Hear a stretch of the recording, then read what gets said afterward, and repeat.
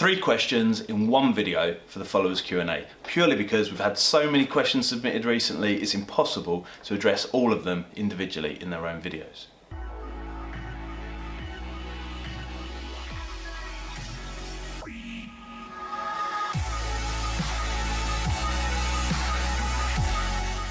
Okay, so the main topics for these 3 questions are variance, in-play trading mistakes, and the most profitable sport to trade on betting exchanges.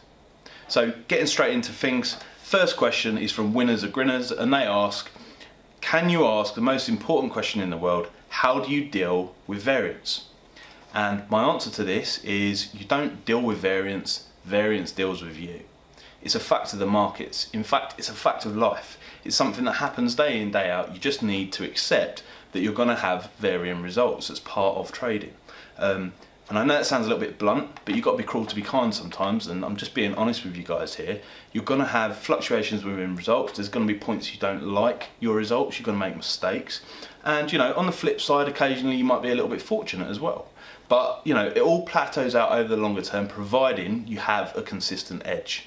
Now, that's the main thing, to have an edge or have some kind of advantage over the market, whether it's reading the market or something more defined and more specific. The one thing that I can say, and I've said it before though, is if you want to maintain more consistent results and you want them to fluctuate less, having less variance in your P&L, then it's best just to downsize those stakes a little bit. It's better on you mentally, and also in the literal sense within the markets, it provides you with an extra margin for error, allowing yourself to manage the risk a little bit more effectively.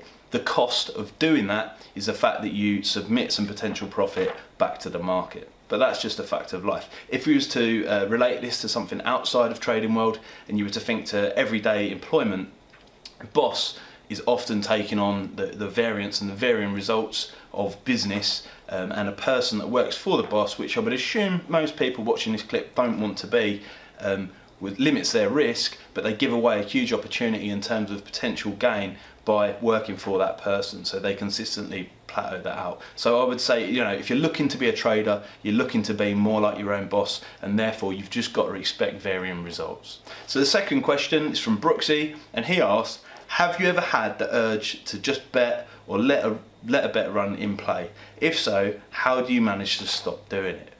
This is a top question, I'm sure, for many people, Brooksy. It is an ongoing problem. I've had the urge in the past, and in fact, at one point, if you look back on the blog far enough, I nearly quit.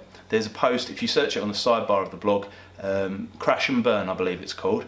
And basically, the only way that I managed to eventually deal with this problem was to get to the point where I'd really had enough. And I said to myself, am I going to quit now? Am I going to down tools, get away from the screen, knock it on the head altogether, or am I going to seriously address this problem of going in play? Because when you go in play, you don't have an edge. It's completely illogical. You need to have an edge or an advantage, be it reading the market, ability to see bets as they flow in and reading order flow, or, you know, even if it's something more fixed, you need to have some kind of advantage, and there is no advantage in going in play when you didn't plan to. And it's, again, it's another one of those blunt answers, but it's just how it works. You know, you need to get a grip of your own emotional states within the moment and make sure that doesn't happen. Thirdly, we've got a question from Steve Jackson, and he asks, are sports such as tennis the most profitable for traders due to how quick prices change? If not, which sport would Caan say can be the most profitable long term? Now, this is probably the most important question of all 3. So thanks for that there, Steve. And I'd like to say, I think the way that question is positioned, there's something a little bit wrong with the outlook. More volume and more movement obviously equals more opportunity within the markets. That's just common sense. However, we don't necessarily need the most profitable sport. You need the one that you can relate to, the one that you can find an edge within. If you think about the amount of money that's traded on betting exchanges, day in, day out, every single race, football match, tennis match, then you only need a tiny portion of profit from those situations in order to boost yourself onto the next level of income or you know, comfort, whatever you want to call it. And it reminds me of sort of like the 80-20 rule. You don't want to be spending 80% of the time on trying to get extra edges or find the most profitable sport and the most profitable situation. You just want to focus on that small section that gives you the best return for your time and effort and is the most comfortable. So you want to find a situation, regardless of sport, that you know plenty about, that will allow you to have an unfair advantage on the rest of the market.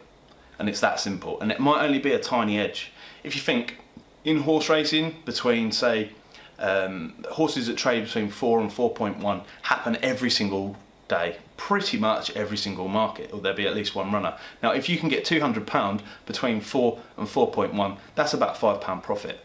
So you only need to do that once in each race throughout the whole day, or maybe 5 times in one race and then skip a couple of races to return yourself a reasonable level of profit over the day, over the week, over the month, over the year. So focus on the situations which are easiest to exploit for a little bit of profit, rather than looking at a whole sport which is so broad and seeing which is the most profitable, because the answer is they're all extremely profitable if you get it right. But you don't even necessarily need to get the whole sport right. You need to get a very small section of your chosen sport, a niche within your sport even, to make a fair amount of money. So that concludes 3 questions for the Q&A nipped in one video.